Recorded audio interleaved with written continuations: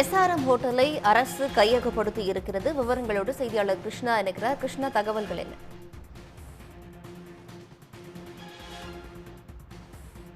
இஸ்லாம் தகவல்கள் என்ன? திருச்சி மாநகரம் கொட்டப்பட்டு அருகே ரேசோஸ் சாலை அமைந்துள்ளது. அங்குதான் இந்த எஸ்ஆர்எம் ஹோட்டல் கடந்த 30 ஆண்டுகளாக செயல்பட்டு வந்தது. சுமார் ஒரு 4 ஏக்கர் பரப்பளவுல அந்த இடம் தமிழ்நாடு சுற்றுலா வளர்ச்சி கழகத்திற்கு சொந்தமான இடம். 30 ஆண்டு கால குத்தகைக்கு அந்த இடத்தை எஸ்ஆர்எம் நிறுவனத்திற்கு தமிழ்நாடு சுற்றுலா வளர்ச்சி கழகம் கொடுத்திருந்தாங்க. 1994ஆம் ஆண்டு அந்த இடத்தை குத்தகைக்கு கொடுத்திருந்தாங்க. கிட்டத்தட்ட ஒரு 47,93,00,000 ரூபாய் குத்தகைக்கு அந்த இடம் கொடுக்கப்பட்டுச்சு. 30 ஆண்டுகள்ல அவர்கள் வெறும் 9 கோடி ரூபாய் மட்டும்தான் தமிழ்நாடு சுற்றுலா வளர்ச்சி கழகத்திற்கு எஸ்ஆர்எம் தரப்பிலிருந்து செலுத்தப்பட்டிருக்கு. மீதம் இருந்த 38,85,00,000 ரூபாய் அவர்கள் இதுவரை செலுத்தாமல் இருந்தாங்க.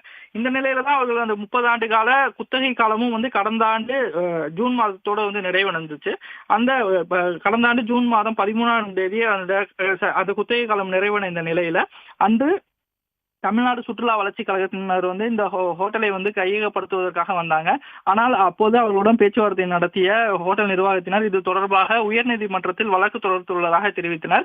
உயர்நீதிமன்றமும் ஹோட்டலை கையகப்படுத்த தடை விதித்து இவர்கள் மீதமுள்ள பணத்தை கட்டுவதற்கு ஒரு கால அவகாசம் கொடுத்திருந்தாங்க. எந்த கால அவகாசத்திற்குள்ளாகவும் அவர்கள் அந்த 38 கோடி ரூபாய் இதுவரை செலுத்தவில்லை. இந்த நிலையில அந்த உயர்நீதிமன்றம் கொடுத்த அந்த கால அவகாசமும் நிறைவடைந்துச்சு. இதனை அடுத்துதான் இன்று தமிழ்நாடு சுற்றுலா வளர்ச்சி கழகத்துடைய தலைமை அதிகாரி வெங்கடேசன், அதே போல திருச்சி மண்டல மேலாளர் பிரபுதாஸ் உள்ளிட்ட சுற்றுலா வளர்ச்சி கழகத்தினுடைய அதிகாரிகள் இன்று எஸ்ஆர்எம் ஹோட்டலுக்கு அவர்கள் இந்த ஹோட்டலை முழுமையாக சுற்றுலா வளர்ச்சி கழகத்தினர் கையகப்படுத்தியிருக்காங்க. அந்த ஹோட்டலுக்கு மேலாளர், அதே போல வரவேற்பாளர் உள்ளிட்ட பணியாளர்களும் நியமிக்கப்பட்டிருக்காங்க. முழுவதுமாக தற்பொழுது தமிழ்நாடு வளர்ச்சி கழகத்தின் கீழே எஸ்ஆர்எம் ஹோட்டல் கையகப்படுத்தப்பட்டிருக்கு.